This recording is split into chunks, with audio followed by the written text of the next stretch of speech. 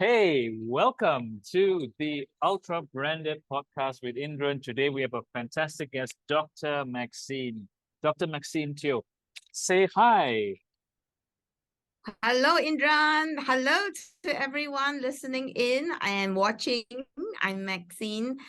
My pleasure to be on your show, Indy. Yeah, so Dr. Yay. Max, if I may tell you that, is the expert when it comes to sales, but not just any kind of sales, very, very specific areas. And I'm sure she will let us know. She's also the author of a new book that's you can available on Amazon, Secret Manual of the Sales Warrior. I'm sure we'll talk all about that. But before that, tell us a little bit about yourself.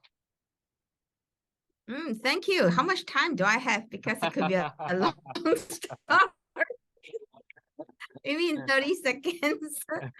I am born and bred in Singapore, little sunny island here.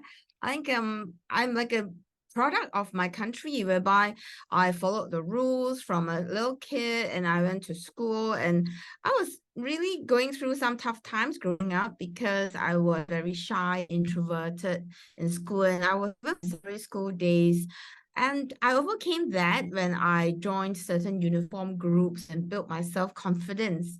And all the way as I finally reached my tertiary at the point of time in National University of Singapore, I realized that, wow, I've truly been fully educated in Singapore itself. And I wanted to break through from that mindset. People who have heard of Singapore will know we're very structured, organized, and it's a fine city. Everything you'll be fine if you break our rules. So I've taken my recent doctorate in America, where I've learned to see things from a wider perspective, gained even more confidence, and I have been inspiring audiences around the world in the last two over decades. Yep, so that's I Wow, hope 40 seconds at most. that is a lot to Yeah. unpack. But two things that stood out there. Number one is you said that it wasn't really great for you growing up when you were in school. Mm. That's one thing I really want to delve into, and then we also want to talk about your doctorate. But tell me a little bit about you today. You're very successful, and you are certainly a much sought after speaker and an author as well. But it wasn't like that for you all the while, right? How did you get to where you are today? Now, yeah, in fact, I grew up in a very disciplined family, so we were not really taught to be outspoken and assertive in whatever we want. So I was told to just listen and do whatever we are being told. I think the turning point came, as I mentioned briefly just now, in the uniformed group. In Singapore, we call it the National Police Cadet Corps. It's like the police, student police. I think from there, I learned about leadership skills, about building up our self-confidence. And from there, when I excelled in it, and I got promoted, I started to gain confidence and literally had a voice through giving commands. I was like shouting and the voice came up. And from there, I subsequently, when I finished my bachelor's program in NUS, I majored in marketing with my business degree. So during those 3 years in university, I've constantly been doing presentations, doing about marketing, and I think that really helped to hone my public speaking skills. And then, of course, after that, when I became an entrepreneur upon graduation, and that also helped me to learn to do things from scratch and really fight for things that I want. So there's no one particular incident that shaped me, but it will be all these little activities, little turning points that have helped me to become who I am today.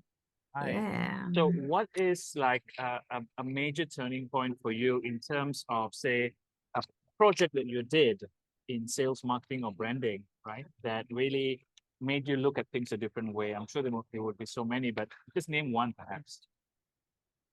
Yeah, I think one would be what you mentioned just now. I've been toying with the idea of becoming an author. Author is being an authority in something that you talk about. I think I felt a little bit of imposter syndrome for many years, just trying to learn from others and creating my own material, but not really feeling like an authority.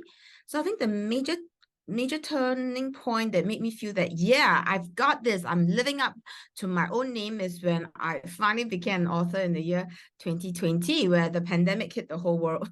So I think at that point of time, and after 15 years of procrastination, I wrote and published my book. That felt amazing. And there was no looking back. So just 2 years later, I'm going to launch my second book, which is in May this year. And it's Wow. like giving birth to your firstborn, it could take years. Once you become a mother, it's like, come on, baby number two. So I guess that would be one of my major milestones. Yeah. Fantastic, fantastic. Yeah. So now that you're successful, you've got, second book on the line, you've got whatever. What's one thing about success that kind of surprised you actually, that you did not expect? Thank you. I think that's a very thought-provoking question because I've seen what success have done to others and not in a very good way. And I've seen what it has done to me. And once again, success, the definition of it varies from person to person. Most people I've known, even before they were successful to after they were successful, many of them have lost that sense of humility. They let success get over their heads and they become arrogant, they become divas, or just people who have lost their personality. And I always told myself that if and when the day comes and I become successful in my terms, I want to keep my head on my shoulders, like what my father has taught me over the years. As the Chinese saying is 脚踏实地, where your feet is on the ground, your head is on your shoulders. So I think that's one thing that I'm pleasantly surprised and constantly remind myself it's a positive trait. No matter how successful I become, I need to remain humble and be real. So I have been reinforced on that thinking when I have met people in public, when they approach me and I'm just truly myself and they will tell me things like, oh my gosh, I would imagine that you're so successful, you will be quite arrogant in person, but you're so real and so authentic and so friendly. So I think this is something that I'm pleasantly happy that I've been able to sustain in the past many years of receiving different forms of blessing. Absolutely. I can certainly vouch for that you're really an easy person to get along with. And, we hit it off immediately after being introduced by a mutual friend. So, yeah, let's keep going. This is really exciting. I want to really, pick your brains here on sales, especially, in the area of specialties that you are in. So tell us a little bit more about how you actually help people, how you actually help companies to actually add value to their clients, their financial institutions or insurance companies, for example, banks. Yeah. Thank you for that question, because different companies, different organizations will require different types of sales. So sales in general, we always think about hardcore selling, but my tagline for sales is don't sell, help them buy. I think what I like to think I've successfully done in the past decades is to help many organizations and sales professionals shift that mindset. Because they'll be always thinking, what is the strategy? What is the tactic? How can I sell them? How can I make them buy more? I think once you have that mindset, your eyes will have ka-ching, and clients can tell you're just out to grab their money. So what I've done is apart from keynotes, whereby I would share key messages, personal stories, success stories, to just impact and inspire people in a short amount of time of 30 minutes to 45 minutes. 2 full-day programs, few-day programs where there are opportunities for them to acquire some strategies, practice them through role plays. I mean, role plays are not real, but that's the next best thing to trying it out on the actual client, right? So I've I've been Of course, yeah, yes. for sure. And I've been told by many that my skill set is in my ability to turn complicated concepts simple. So I break down all the complex strategies and philosophies and frameworks and turn them into practical, applicable, plug and play techniques. So I think from all these past years, I have been able to support many organizations from the top, whether they are C-level people, all the way to frontliners, in terms of helping their audience, their customers buy. There you go. That's how I do it. Fantastic, fantastic. Now, what else do you do? Do you do stuff like, digital content, for example? How else do you spread your message around? In fact, we have to constantly adapt to the markets. So I think many of us who have started decades ago, we've been used to face-to-face delivery of our training and speaking solutions. In a way, thanks to COVID-19, it forced the world to digitize, right? That's why we're even having this recording virtually. In the past, we'll set up cameras, go to your place and your studio. But now we've learned to go digital. As a matter of fact, I was quite resistant over the years because I always think that, nothing beats that personal touch. But I realized that when I'm able to shift my own mindset, I achieve scalability.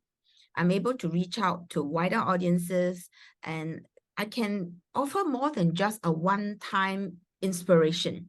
So in recent couple of years, I have branched into production of digital assets in the form of little bites of 5 minutes, 3 to 5 minutes videos, whether it's in the area of sales, in the area of personal development, just some quick booster. As my name Maxine, I always introduce myself as Maxine the vaccine. I'm the booster shot. So I go around boosting everyone with little quick ideas. And plus, I think you can tell I'm pretty animated. So my clients love watching me on video and say that it sounds like I'm talking in front of them. So I realized, oh, okay, that's my strength. I am happily creating more and more digital assets to reach out to a much wider audience. Okay, fantastic. So who would be using these assets? I mean, who would be the typical clients that work with you for something like this? Who can buy your product? That's a valid question because I think it's not new that we are producing videos. We've been talking about YouTube content creation for decades. I think a lot of us are diluting our own brand by posting free content on the internet. I have nothing against it. I think it's a great form of marketing. I choose my own lane, and the clients who benefit from my digital assets are clients who have commissioned me to produce those videos. So at the moment, the big spenders, those are willing to invest, are the financial institutions, from banks to insurance companies. So these are the main clients that I have. Of course, many other clients, they're looking more at e-learning courses in terms of a few hours type. I started producing that a few years ago as well, but that's really not my interest in just digitizing me in a video format, and it's a 4 to 8 hour program.